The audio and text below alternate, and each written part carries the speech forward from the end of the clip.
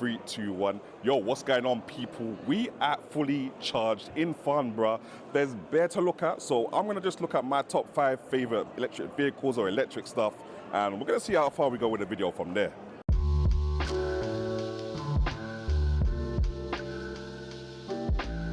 So people, how the thing works basically is inside the exhibition center, you got all the electric charging companies, you got like GridServe, you got Octopus Energy, OVO, them things there. And then outside is obviously where they got the test driving stuff. They got Tesla out there, Kia, what's the them other man fam, them you know them ones there fam, BYD, all them man, they're all outside in it. So let's have a little look inside first.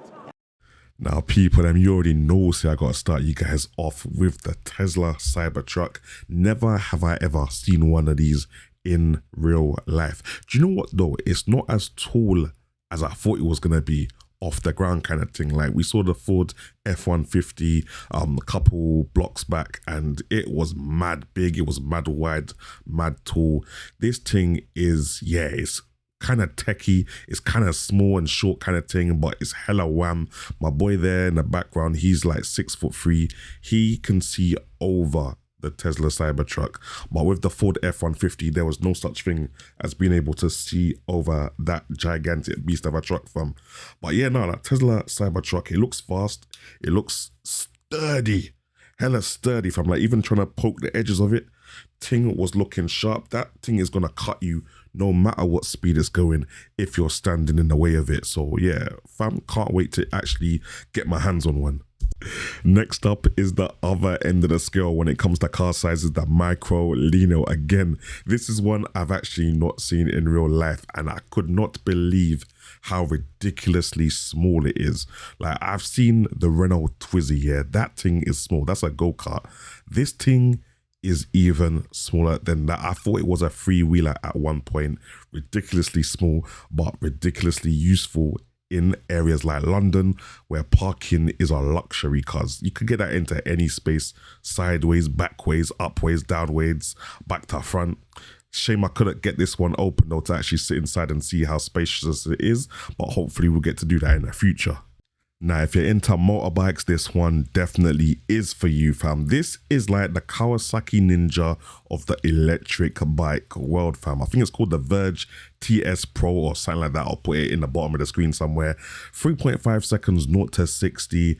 6 seconds 0 to 125 miles per hour, which is the top speed. 6 seconds. Yo, that's ridiculous. And I think about 150 miles range at 70 miles per hour motorway speeds. I think it's got a 19 kilowatt hour battery in there as well.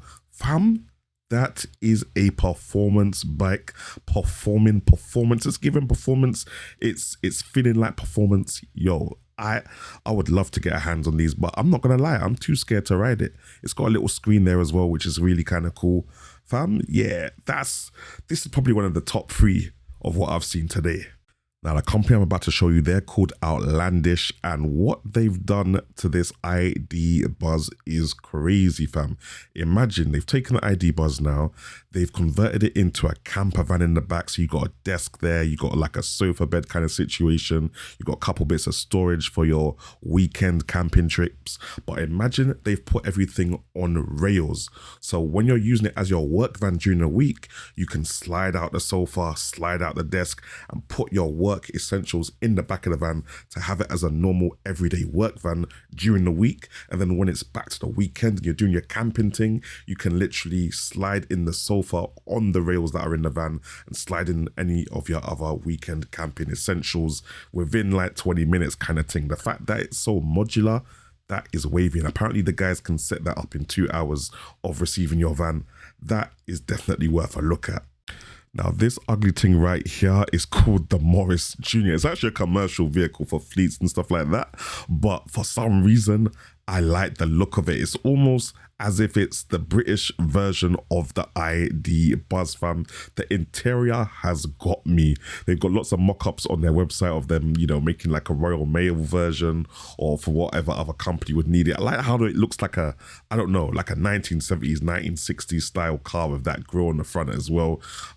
Yeah, no, it just looks mad comfy in there.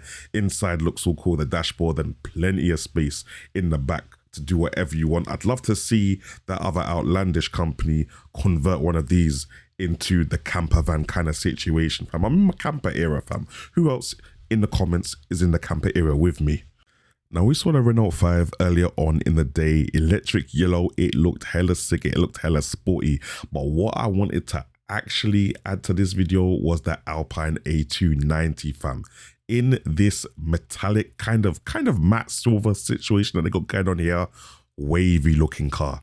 Wavy. I love the fact that they've built on top of what is already a good looking car with the Renault 5. I haven't even had a chance to look at the specs of this thing yet. I heard they're not doing a dual motor version, which is kind of weird considering the fact that it looks ever more sporty than the Renault 5. But yeah, man, definitely one to have a look out for. Glad I got to see it in person. Yeah. So people, we just met these guys called Bow World or something like that, yeah, fam.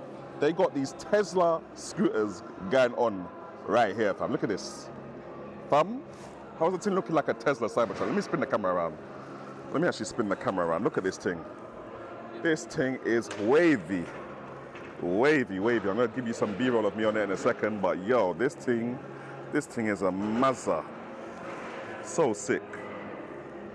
Now, I did ask bro how fast they go, but I don't think he wanted to disclose that to me because he just said, oh, this one is rated for 35 miles per hour. He's got other ones that are rated for like 60 miles per hour. But what I can tell you, even though it doesn't fold, this thing goes fast, fam. It goes ridiculously fast, but it also catches a lot of attention, especially in that kind of silver Cybertruck looking theme that they got going on there.